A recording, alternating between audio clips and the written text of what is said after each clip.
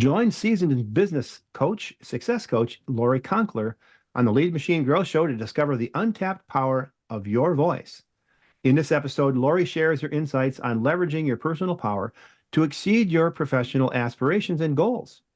Learn how to attract your ideal audience and achieve your goals with the right strategies and accountability. So stay tuned until the end and get access to the Success Zone, which offers free training and masterclasses to help you build a thriving business. This episode of the Lead Machine Growth Show is brought to you by Lead Machine, the step-by-step, tech-easy system for getting leads online. Are you struggling to get leads from your lead magnet? Are you tired of seeing low conversion rates and losing potential customers? It's time to revive your lead magnet and start attracting more leads. Download our free report, 10 Deadly Lead Magnet Mistakes That Are Costing You Leads, and learn how to create a high-converting lead magnet that engages your audience and drives conversions. Don't let common mistakes hold you back any longer. Revive your lead magnet today and download your free report at www.getleadmachine.com/deadly.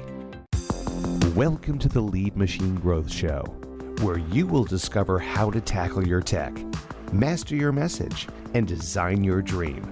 Paul Guyan, the mastermind behind the Lead Machine, introduces you to trailblazers who inspire you to implement life-changing solutions and systems you can model to nurture your leads and get your offers seen by your ideal clients who will invest in themselves and you. Be sure you visit our website at www.leadmachinegrowthshow.com. While you're there, subscribe to us via your favorite network.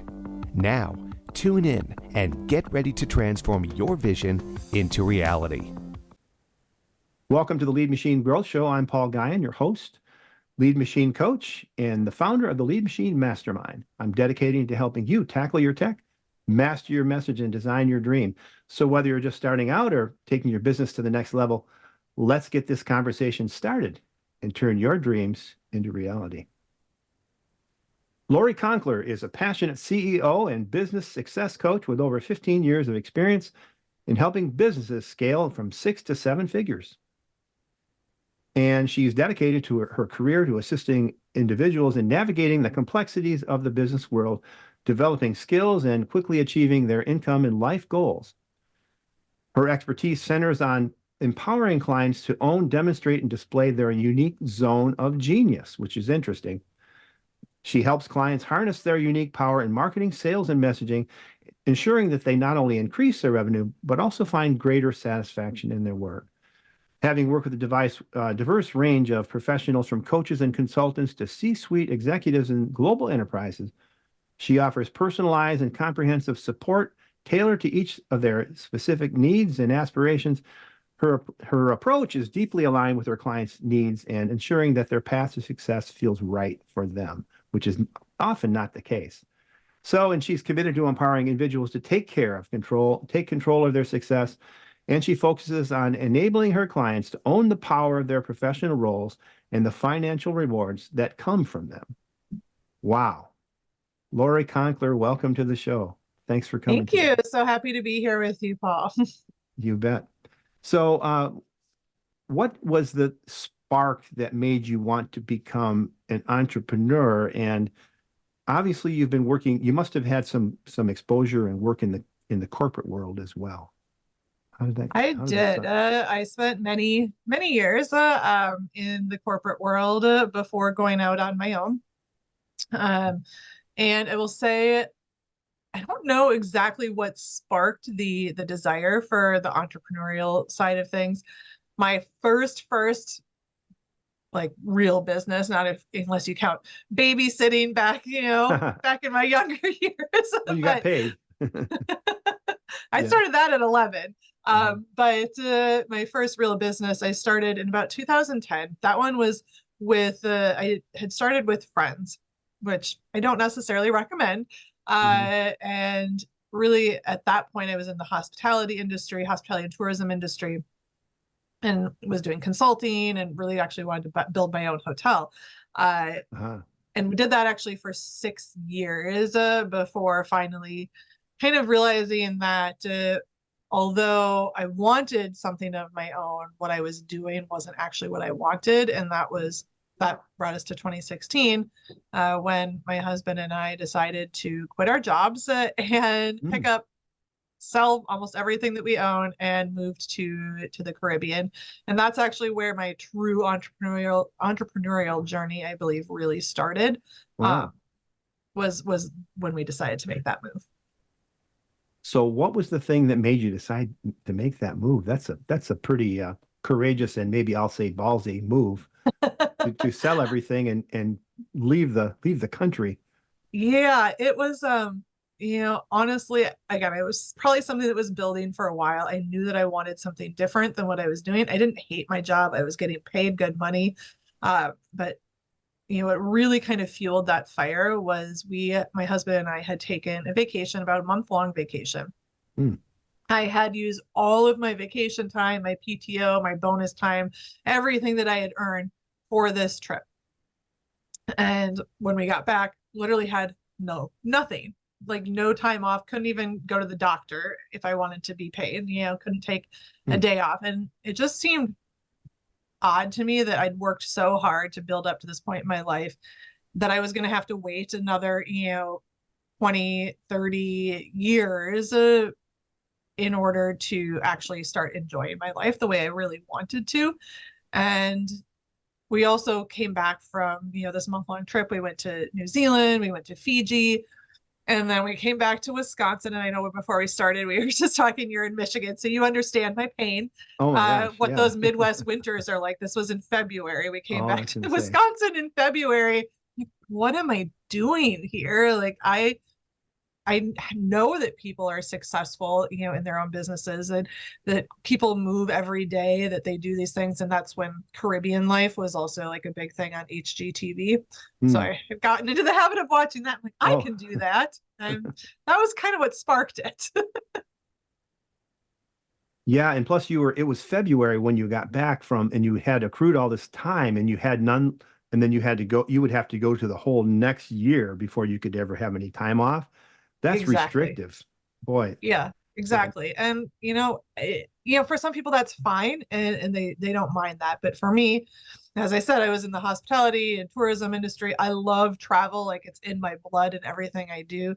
And the fact that I was being told what I can and can't do by someone else just didn't jive with me.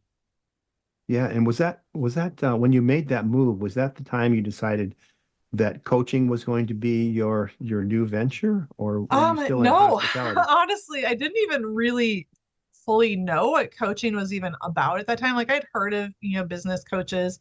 I was doing consulting, as I said, and Mhm. uh, when we first moved to the Virgin Islands, I actually started a business planning events and weddings. Oh, And cool. that was my first venture there. And then quickly thereafter, my husband, we also started his furniture design business. He designs and builds furniture. Oh, nice. But yeah, no, it was really that event planning that got me into my entrepreneurial journey. But then I was had so many people in my life saying like, "Wow, you're so brave! Like, I can't believe you did that. Like, how did you leave your job? How did you do that? How did you build this business?" And I'll tell you, it was not all sunshine and rainbows either. Yeah. Like, it Yeah. was definitely a roller coaster.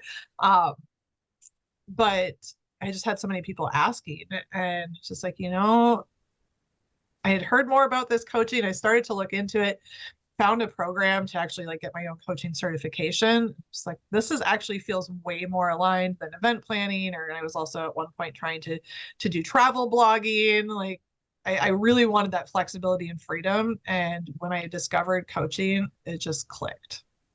Yeah, coaching gives you a lot of freedom, especially if you design your coaching around the way you want to live your life. And you can Absolutely. coach from anywhere as long as you have an internet connection, which maybe you don't have it all the time in the Virgin Islands, but as long as you have a phone and an internet connection, you're good to go. And of course, you need to have the ability, and certifications certainly help. Uh, but yeah, that gives you a lot of the flexibility that you're looking for, Mhm. especially with regard to Absolutely. travel and whatnot. What were some of the mistakes that you made along that way? And some of the How long top do we ones. have? How about the top three? Top three mistakes. I will say, one of the biggest mistakes that I have made is, well, we'll work our way up, I guess, to that one. But so top three mistakes that I have made, believing that everyone else knew better than me, Hmm. uh, and that these all actually are related. So believing what everyone else said versus what I actually felt that I wanted. Yeah. That was a big one. But I didn't realize it. It took me years to realize that one. The next one was not being really clear on what it was, like how I wanted it to work for me. I spent a lot of time uh, kind of with trial and error. And again, kind of going back to that last one of listening to what everyone else, what worked for them, what they wanted, what they had seen. And it's great to get advice from other people. Obviously, I'm sure that's what this Yeah. whole podcast is built on, right? Yeah. But It is. at the same time, I was not really focused on what I wanted. It was more of what worked for other people. And that the last one, and again, these are all related, is not trusting myself fully. And that one took years, and it's still something every day that I work on, is building that trust muscle. Because Yeah. if you trust yourself, if you know how amazing that you are at what it is that you do, and you own that, in the way you show up, in your marketing, in your messaging, in your conversations, being successful is so easy. But I didn't know that. And I put all of my eggs in everyone else's basket, thinking they were going to show me the way instead of Yeah. really finding the way that worked for me. Yeah. And I would say one of my biggest mistakes was not trusting myself and saying, okay, well, I can work with so and so, and he's got the authority, so I can help him, and I can be in the Mm-hmm. background. But that doesn't work out. You have to. You've got this talent. You've got this message. Mm-hmm. You've got your own thing. You've got your own way of doing things, your own beliefs, your own systems, and those are the things that are totally unique to you. And that's what you need to trust and get out into the marketplace. And you can change the Absolutely. world one person at a time, right? Absolutely. Starting with yourself. Starting with yourself. Yeah. So, yeah. So, can you share a success story about, we were talking about using your unique voice. So, we're kind of getting to Yeah. that point, trusting yourself and being clear.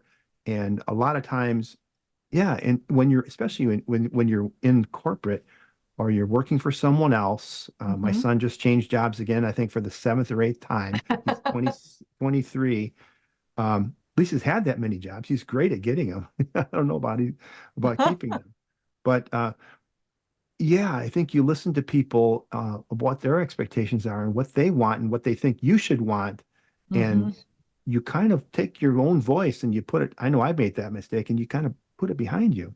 So Mm-hmm. what are some of the things that you or a success story that so you've coached someone, or you yourself have experienced how you let yourself out of the jack in the box and say, okay, now here I Okay, so there's so am. many stories, I honestly. know. There's so many in mine, my clients. But I'll take one actually that I think is a good one. And this is a client of mine, a current client of mine, and she is someone who is just so brilliant, like just like when you meet her, like she is a powerhouse. She herself had, like a very long, very successful career as an executive before going out into her own business. But then going out into her own business, she fell into these same traps that we were talking about, Yeah, right? And yeah, what everyone else says and thinks, and not prioritizing the things that she thought and that she wanted, and like really bringing that voice forward in her business. So she found that she wasn't, like, she was doing good. She was making decent money, um, more than she had been in her corporate, but she wasn't growing the way that she wanted to. So, we ultimately discovered that the reason for that was she was not owning her voice. She was not, as I like to call it, letting her freak flag fly. She was holding back in the things Mhm. that she was saying, specifically even like with her clients, in her outer messaging and that inner messaging with her clients. So she actually, we had, this was like literally one call we talked about this. She went in and she said, okay, like, nope, this is like, she said to herself first, had that conversation of what was going to change. She brought that forth in her messaging and the way she was speaking to her clients specifically. And in 1 month, her like highest month of sales, I think, had been around $50,000 prior to that. And in that 1 month, just making these small shifts in her language and the way that she was showing up, in really bringing the voice of what she wanted for her business and what she really thought, because she was holding back and what she was saying to her clients, and brought that voice forward into the things that she was saying and doing. She went in 1 month from $50,000 to $200,000 in sale, like her highest month ever in multiple years in business, Wow. just from that one change, just from one call, like our first call together. And like I said, that's just one of the stories, but it's just making those really sometimes very small tweaks to bring your voice into what you're doing instead of, again, listening to what you think everyone else wants or what everyone else thinks.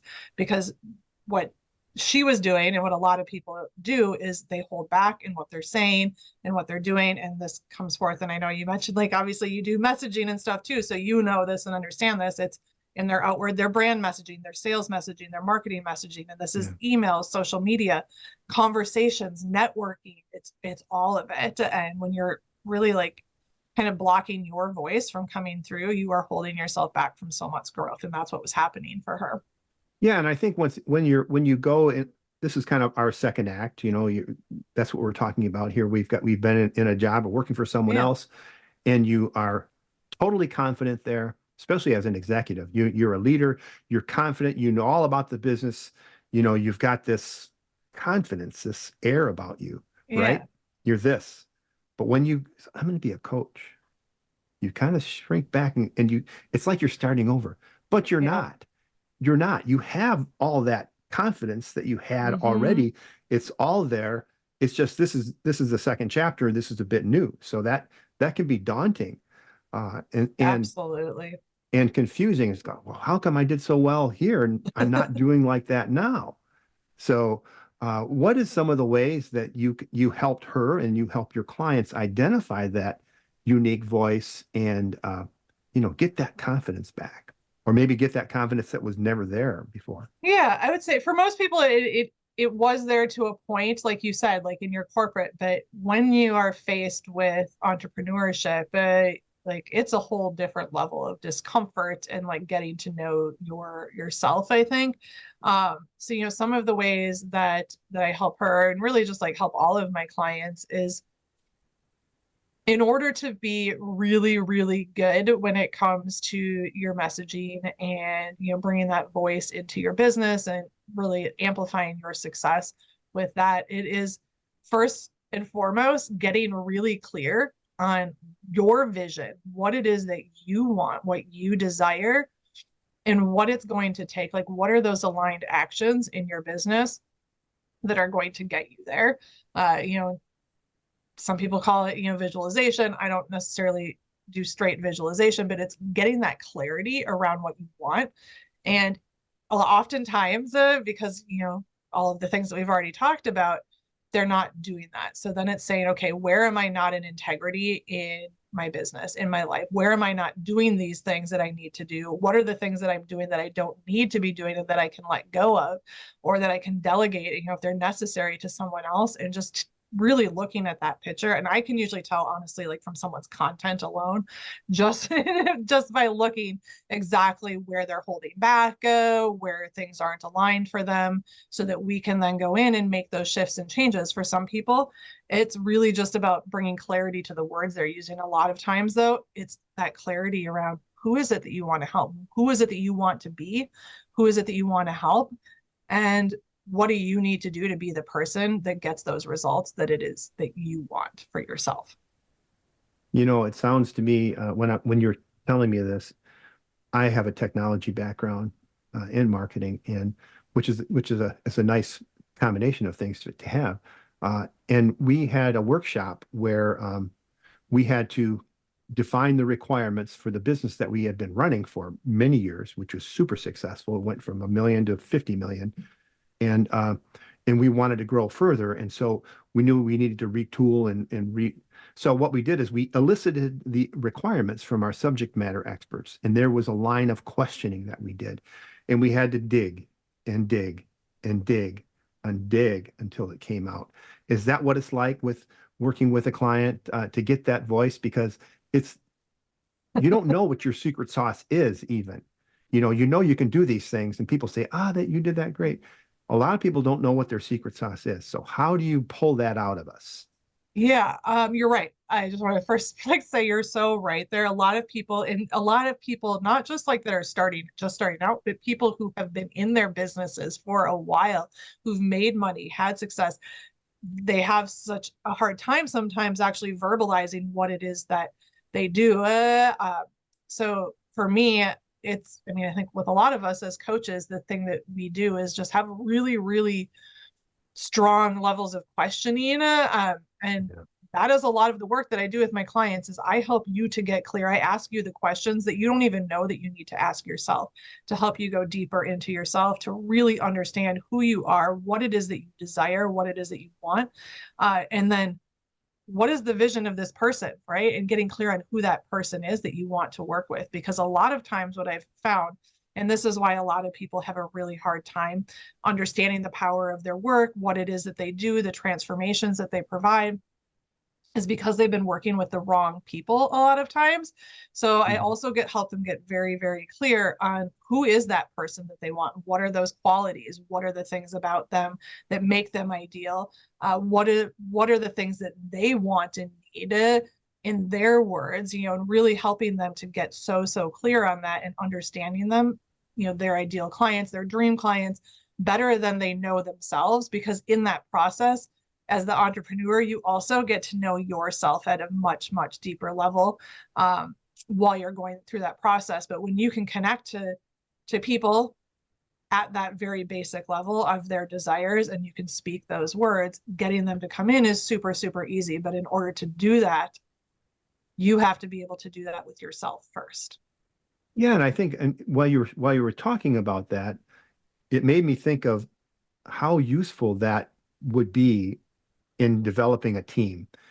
Because one thing we were talking about, okay, when I'm in the corporation, I have a CFO, I have an accounting, I have a CMO, and I have a CEO. I have these roles that are being fulfilled that I don't have to worry about. But when I'm an entrepreneur, I take all those roles on. So I have to build a team to be able to support my vision. And my vision, if I'm being the CFO and the CMO and all these other things, I'm not. Maybe I'm the salesperson. I'm the face of the company that has to make it rain. And so that I think is part of the dauntingness of being an entrepreneur, is having all those roles. But knowing your unique voice can help you, I believe, with attracting team members as well. It can, and also just knowing, like having your unique voice and just being so solid in what it is that you need, what you want, that vision for what it is that you're creating, and being in touch with that, that is also really helpful when it comes to attracting the right team members, building the right team, and knowing your gaps and where you need things filled and the qualities even in those people that are going to help build a stronger team. I don't know if you're familiar with human design, but that is something that I bring into my coaching, and it's very also helpful when it comes to building a team, because you're getting to know yourself and your strengths. And there are certain things that we're all meant to do, and I believe that it's our unique zone of genius, right? That like, Yeah. and that's not saying like, oh, well, I don't write content. That's not in my zone of genius. It actually is when you're doing the things that are aligned for you, when you're doing the right things, when you're in your zone of genius, helping your clients, doing the things instead of doing the accounting and doing all of those other things that really, maybe unless you're an accountant or you're a financial person, probably aren't in your zone of genius, letting go of those daunting tasks whether it's delegating them or whether it's just saying right now that's not my priority and putting your focus into the things that are going to move you forward. That's going to help you. But then as you bring on team members, it's going to show you exactly where those gaps are, so that you can bring in the right people and attract them into your team. So you mentioned a success or the zone of genius. Can you unpack that a little bit? I mean, and we've been talking about it. We've just kind of been circling around it. So, Yeah.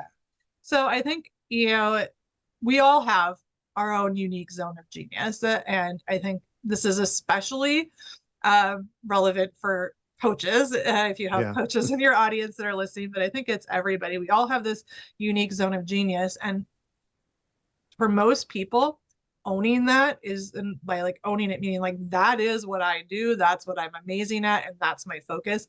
And letting go of those other things is really, really tough. But that unique zone of genius is the thing, or like the few things potentially that when you're doing, like, you could do that with your eyes closed. It's just easy. It lights you up. Like, it's just like so easy and just flows versus, like, I'm going to give an example. What's not my zone of genius, since we were talking about the finance, is accounting. Like, pulling, statements for my bookkeeper for whatever, like that can take me days, not because I don't can't do it, but because it's just really not in my zone of genius.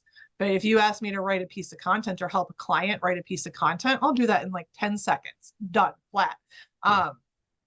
Because that's my zone of genius. And I've hired a bookkeeper. I've hired people to do those things that are not in my zone of genius so that I can stay in mine. And your unique zone of genius is where you thrive.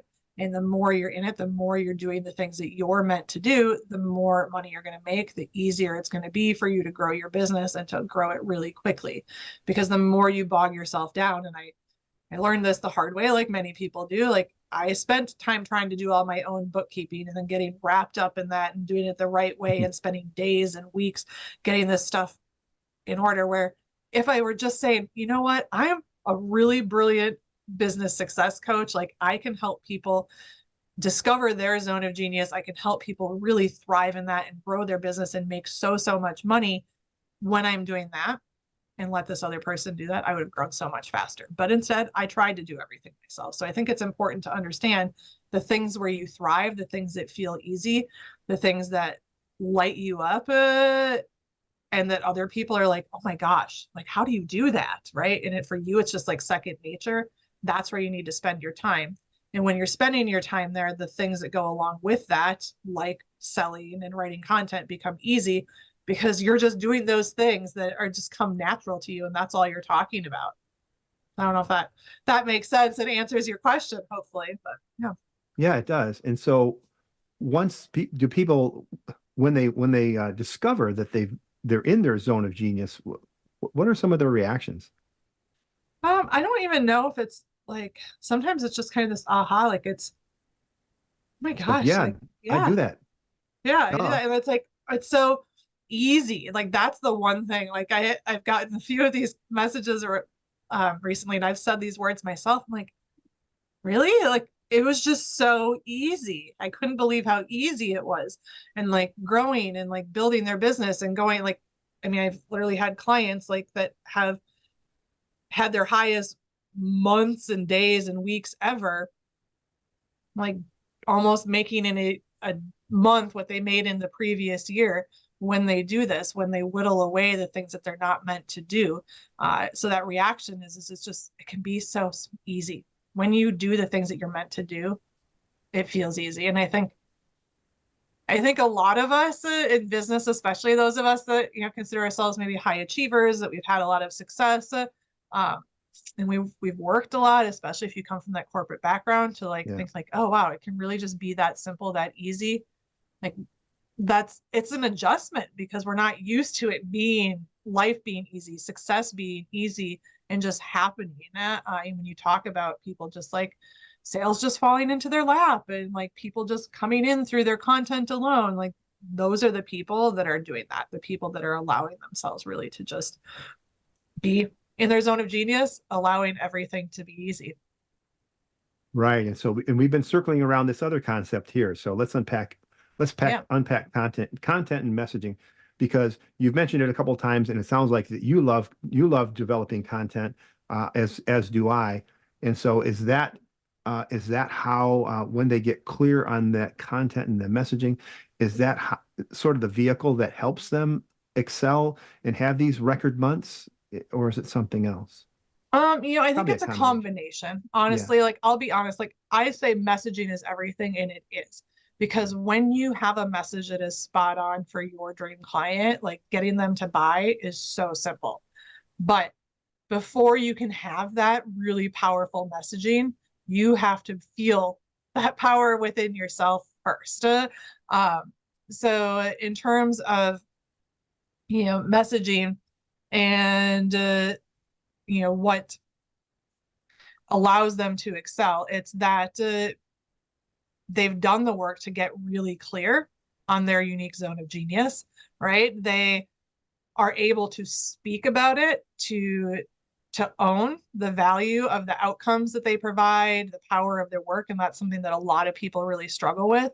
And that is what builds powerful messaging. So messaging absolutely is everything in your business, because when you don't have that level of confidence in the words that you're using, and then you're trying to speak about it and expecting to attract people in through your words, it doesn't work. Like, yes, you'll get people here and there, but you'll find a lot of times that you're attracting the wrong people, or people that can't pay you or afford to pay you what you want to charge, and all of that. So having that background, bringing that into your messaging, that is the difference. That's the game changer.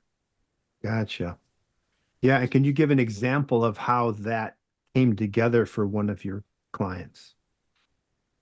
Yeah, absolutely. Well, I'm just thinking about a couple of my clients recently, actually, uh, who have gone through this process, and one of them actually, like, she's been working with one has been working with me less than a month, one has been like over a year. And one of them, the one that's been working with me over a year, to be honest, like she's had a lot of like ups and downs and aha moments throughout this year, but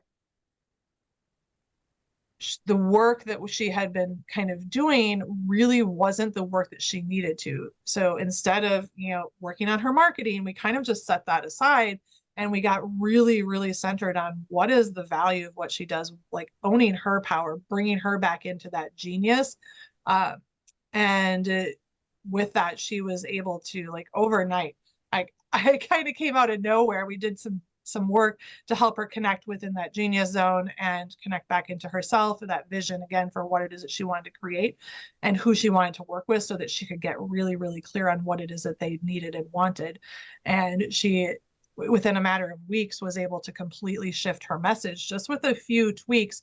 By doing this other work, her messaging became more powerful, and she then made, in like 1 week, what she made in the last 6 months in her business, just from Wow. these tweaks within her messaging.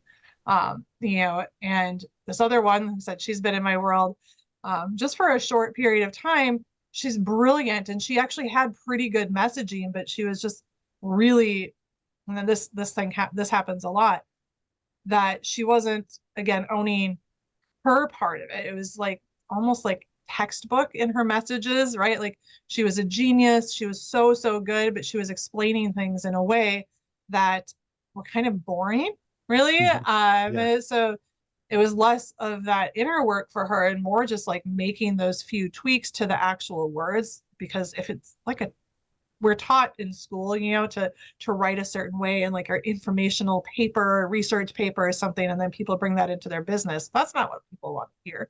So we They don't just want to hear tweaked it. corporate speak. No, they don't. No, they don't.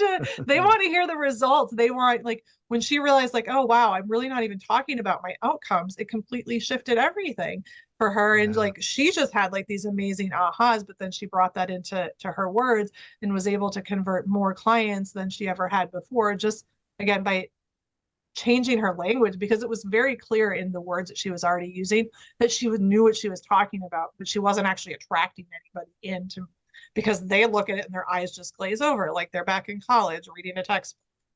Yeah, and they're gone. Yeah. And they're gone. If they're online, they're gone. And if you're at a networking event, they're gone. They just Yep, go, exactly. I don't need her. And it's so quick. And it is so easy if you think about, okay, if you put yourself in your clients or your prospects' shoes and say, what do they want and how can I help them get what they want? And how can I say it in a way that they don't want to know the process. They want to know the results. And the language of clients is results. They don't want to know Ex- how you get there. They don't know if you're doing energy work or if you're doing push-ups or yoga or whatever. They don't want to know the formula that you follow. That's great that you have a framework and that they want to have a yeah. system once they sign up, but they to get them to sign up, they have to understand what they're going to get, right? Exactly. If you Yeah. glaze over and like, or their eyes will just glaze over. If you're like, okay, we're going to do this together and we're going to do this and we're going to do that. And they're like, great. But what is the point of that? Like, what Right. is the point? It's that you're going to make way more money. It's going to feel so much easier, right? Like in my, like for me, those are the things that I talk about because if I told people, yeah, we're going to do some some tapping and we're going to do some introspective work on your client avatar and we're going to do this stuff, they're going to be like, okay, yeah, see you later, Lori. I have no interest in what it is that you're selling. But if I talk about you're going to completely transform the way that people respond to you, you're going to transform the way you feel about your business, and you are going to completely shift your results. And you're going to go easily from, $20,000 a month up to $50,000 a month like that. Like that's what they want to hear, right? Yeah. That's the thing that's going to Yeah, draw them in. exactly. Yeah. So another thing that we've been circling around was, and you mentioned it in your bio, was intuition. How does intuition play into decision making for businesses? And so now I know who I am, I know who I want, I know what my value is, and I've got a team or if I've outsourced or whatever. So I've Mm-hmm. done this preliminary work, but then, okay, I'm going to have to apply it. And as I apply it, I need to make sure, number one, that I'm still on that road. I'm not Mm-hmm. violating. And as I grow, I want to make sure that my company vision stays as I bring people on. And then there's also some intuition. There's some logic and some intuition that goes into those decisions and growing. Yes, there is. And I actually call myself an intuitive. I don't know if you got that intuitive business success coach because Yeah, I did. um, intuition is everything. I have a strong one when it comes to, I think, I mentioned it earlier, being able to just look at someone's stuff and tell them exactly why they're not getting the result that they want. But within your own business, within yourself, like you have your own intuition. Like you don't have to be considered intuitive to have an intuition. Every Yeah, single one of us has we all have it. one. And some of us, it comes through in different ways. But learning how to listen to that and let it guide you in your business is a game changer. And, again, kind of coming full circle back to the beginning where we were talking about, like you're buying into everything that everyone else is telling you to do and say, and sometimes those things are right and they will work for you. But Mhm. oftentimes you're like completely ignoring the fact that it sounds wrong to you just because it worked for somebody else. And, like I'll use a personal example for me because sometimes I like, I consider myself very intuitive, but sometimes Not I'm always. just not listening to my Yeah. intuition. And I just do things that I know aren't going to work for me because I get caught up in it. So something for me is like, I don't really do a lot of big conversion events or like launch events like some coaches do. I don't need to. And I actually have found that I make the most sales when I don't do those things, when I put pressure on an event and say, I have to do this organized masterclass and get all these people in there and take all these actions. But, I got sucked into it and saw someone that I respected doing one. This was like, I don't know, like I don't know, several months ago. But I had already wrote off like a year prior, like I'm not doing any more of these events. But then what did I do? I saw someone else doing it, and I'm just like, well, maybe I could try that again, maybe. And then I did it, and I was just like, and I got a few people that showed up, but like it just didn't click for me. And it reminded me, and I didn't make the sales that I wanted to, but sitting on my yoga mat 2 weeks after that, just like meditating and in between responding to messages, I had a $30,000 cash day. Made no money from my master class, but just doing nothing, basically, I made more. So for me, like I didn't trust my intuition. I listened to what other people were telling me to do. I did this event. I didn't make any money. I did the thing that I actually wanted to do instead, and the thing that I knew worked for me. Like the more that I allow myself to just be in my own creative space and doing the things that work for me, the more money I make. So listening to your intuition, if it's telling you that something isn't right, there's a reason, and you have to be able to connect to that in order to know. And that's, I think, the thing that's the hardest for a lot of people is they don't even understand what that feeling is. But gut feel, like you've heard, like, oh, I Yeah. just had that gut feeling. That is literally your intuition trying to tell you something. And like, it's all mind, body, it's all connected. You have to learn to listen to your body in order to really like let that come through into your mind so that it can tell you the messages that you need. Right on. Well, I think we're getting to the end and top of the hour. As we wrap up with our little conversation here, what are 3 things that our listeners and viewers can do to put these ideas into action today? Yeah, absolutely. So, in terms of tangible things that you can do is reconnect to your vision, because, you've probably been, I am assuming based on, what I think your audience is like, you've been in business, right, for a while here already, and you've maybe moved away from that. So like sitting down, having a conversation with yourself and being very honest, like where your vision was when you first started, are you there right now? And if not, what do you need to do in order to get there? Like listen to those aligned actions, listen to your intuition, Hmm. uh, and then revisit your ideal person, what I like to call your dream client. And this isn't just like, oh, that's a nice person, but like getting clear on the people that you actually want to work with that are going to get the best results from your work. And then know them better than they know themselves. Like do the work, do the market research, do the things that you maybe don't want to do, because the more you know them, the better you're going to be. And this one, I like to say, like, own your power, but this is something that you can do right now, is just make a list of Yeah. everything just make a list of everything that makes you awesome, that makes you unique, that makes you good at what you do. Include your client results, include just how smart you are, how you know how to do this thing, that thing, and really own your power, because the more confidence you have in yourself and your own abilities, the stronger you're going to be able to go out into that world, the more your voice is going to come through in everything that you do. Coming back to, full circle here, your voice, owning your own power, and just doing that little exercise sometimes to reconnect to it, of making that list is really, really helpful. Right on. Well, I like your message. I like getting in tune with yourself, and we all have to be very clear on who our client is. And the first thing in my Lead Machine mastermind groups and my coaching programs, I teach people to own that client, to know exactly who they are, what their desires are, what their problems are, all those things that make them who they are. And so how do we help Mm-hmm. them to to do the transformation that our coaching or whatever our business promises?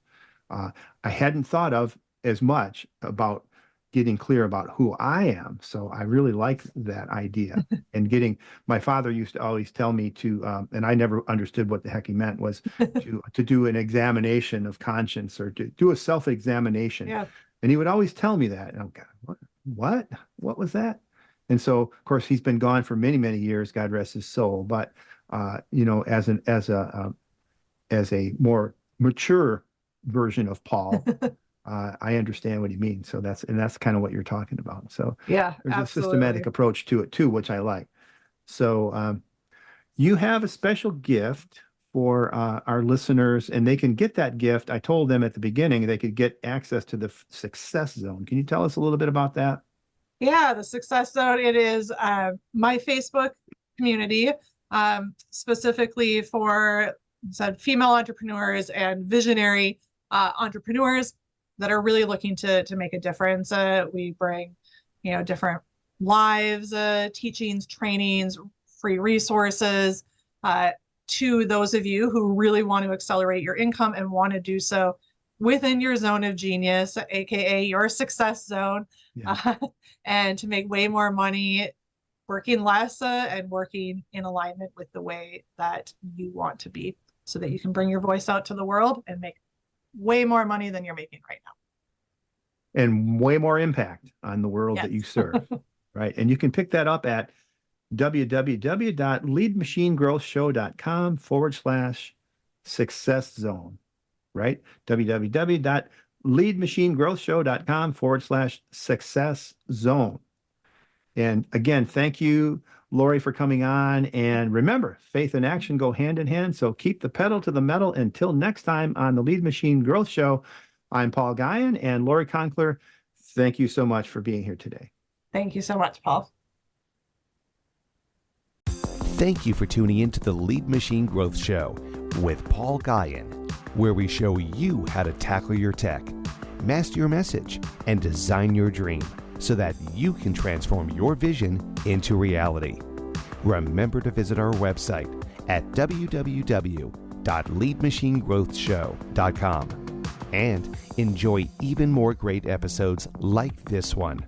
Again, while you're here, subscribe to us via your favorite network. We look forward to seeing you next time on the Lead Machine Growth Show.